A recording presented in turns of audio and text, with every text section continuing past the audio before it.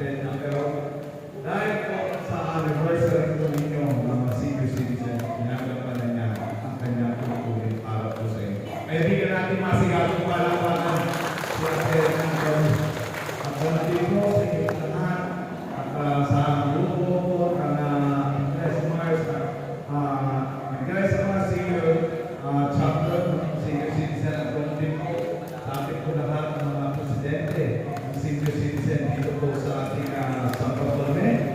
At ganoon din po ang presidente ng all chapters ng Barangay San Bartolome, St. Carlos, Video More. Bigyan po natin sila ng mga sigatong palakpakan. At ganoon din ang dito po ang giling ko bilang kagawad ng San Bartolome, kagawad Wada. At siyempre, nandito rin po ating po mga kasama na tumutulong po sa inyo pong ating bahay, kaibigan.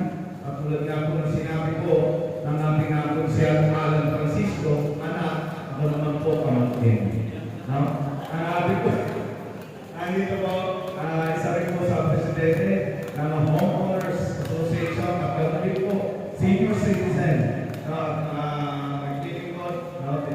Matagal na, 8 years. Tama po ba? 10 years. Mga nagdinig ko, tumutulong po sa kanilang lugar. Sabi dito po sa ating Barangay San Bartolome. At ganoon din po sa ating senior citizen. Wala po iba, hindi po si ating Wilda Cruz. At nandito rin po, isa rin po sa larangan ng sports. Nandito po si Mark Coach Toro Ballesteros. Ito rin po ang anak ng ating kagawad, pero rin po wala po yung si Kuya Alex Dugnot. At ang asawa po ng ating po mga kagawad Len Opras Kapiran, dito po si Kuya Andy Kapiran. At ganoon din po, alam po ba, kilala ng mga muna ito, kasama ni Lloyd Buinak na senior citizen, nandiyan po si Kuya Seto Alarcon. Ganun po sa inyo naman, hindi po para kayo ng San Francisco ay pauso-puso po nagpapasalamat po sa inyo. At ganoon din po sa ating mga presidente ng ating senior citizen dito sa Teresa Marquez Villalona IS dahil po kayo nainitahan sa inyong 4th anniversary.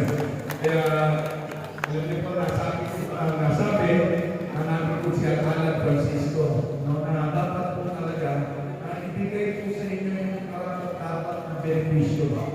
Dahil po sa haba ng taon na ginugulo, pag-aalaga sa inyong pamilya at malaking kontribusyon ninyo, hindi lang po sa ating Luzon, Quezon, pati na lang din po dito sa ating lugar sa San Bartolome, na dapat po ibigay namin po talaga ang inyong po maganda na benepisyo. Tama po ba? Kaya katulad po naman, matatandaan ninyo na meron po tayong programa na ginawa ng pagkaroon na karanaon yung pagkakatitan ng mga gamot sa bawat lugar dito po sa ating San Bartolome. Tama po ba? Ngayon ay isa po natin nakita na para po mabawasan lang ng paghihirap na pagkabuha ko ng gamot dito sa ating lugar. Kaya po nakita ko po kaya naman po pala gawin. Siyempre, ganoon din po, katulad din po kanina, ako'y nagpapasalamat sa lahat po ng sumuporta sa ating pong programa para po sa ating senior citizen o yung libreng hearing aid. Kanina po, ginawa lang po yung natutuwa naman po tayo na marami po mga senior citizen na naging beneficiaries. At ganoon din po, hindi lang po sa ating mga senior citizen, kundi meron din po mga ating mga anak, nag-agree po, nag-beneficiary po natin ang mga libreng hearing aid dito po sa ating lugar. Pero sa inyo po lahat, hindi na po makahaba na aking sasabihin. Lagi po, sinasabi po sa inyo at pinagdadama po sa inyo. Kahit po, hindi po tayo madalas magkita at mag-usap. Ang inyo po pamangkin Brother Francisco ay lagi po kayo nasa aking isip at puso. Kaya po lagi po kayo